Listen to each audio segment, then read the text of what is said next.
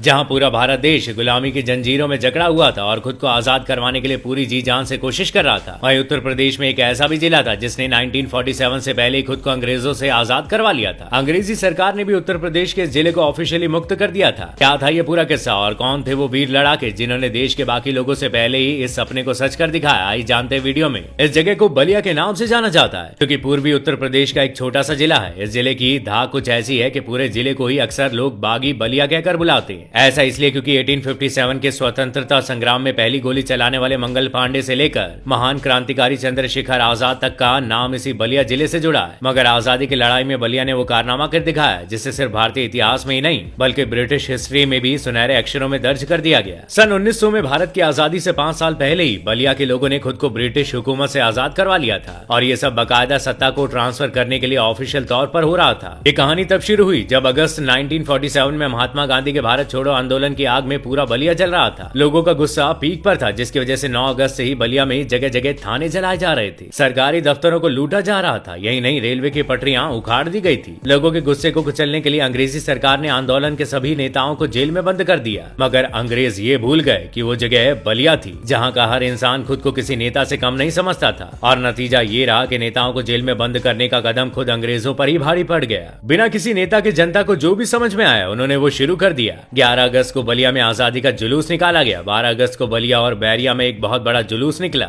इसके बाद 13 अगस्त को बनारस से बलिया पहुंची ट्रेन से आए स्टूडेंट्स ने चितबड़ा गांव रेलवे स्टेशन आग के हवाले कर दिया और 14 अगस्त को मिडिल स्कूल के बच्चों के जुलूस पर सिकंदरपुर में थानेदार ने उस जुलूस को घोड़ों से कुचलने का आदेश भी दिया। 14 अगस्त को ही गांव ताजपुर और फेफना में रेल के पटरियों को उखाड़ दिया गया और यही चीज बेलथरा रोड पर भी दोहराई गई और इसके बाद बलिया से बाकी देशों की रेल कनेक्टिविटी खत्म हो गई थी। ऐसा नहीं था कि अंग्रेजों ने इस आंदोलन को कुचलने के लिए कोई कदम नहीं उठाया। अंग्रेजों ने खूब कोशिश की और फिरंगियों की इस कार्रवाई में बड़ी तादाद में लोग शहीद भी हुए, जिसमें 16 अगस्त को पुलिस की गोलीबारी में बलिया शहर के लोहा पट्टी और गुदरी बाजार में दुखी कोहरी सहित 7 लोग शहीद हुए। इसके साथ ही 17 अगस्त को रसा में 4 लोग पुलिस गोलीबारी में शहीद हुए। 18 अगस्त को बैरिया में पुलिस स्टेशन पर तिरंगा फहराने की जंग में कौशल कुमार सहित 18 लोग शहीद हुए। हजारों लोगों को जेल में बंद कर दिया गया, लेकिन लोगों का गुस्सा थमने का नाम ही नहीं ले रहा था। 19 अगस्त को लोग अपने घरों से पैदल ही सड़कों पर निकल पड़े थे। जिले के ग्रामीण इलाके से शहर की ओर आने वाली हर सड़क पर जन सैलाब उमड़ गया था और बलिया के कोने कोने से हजारों की संख्या में लोग जिला कारागार पर इकट्ठे हो चुके थे।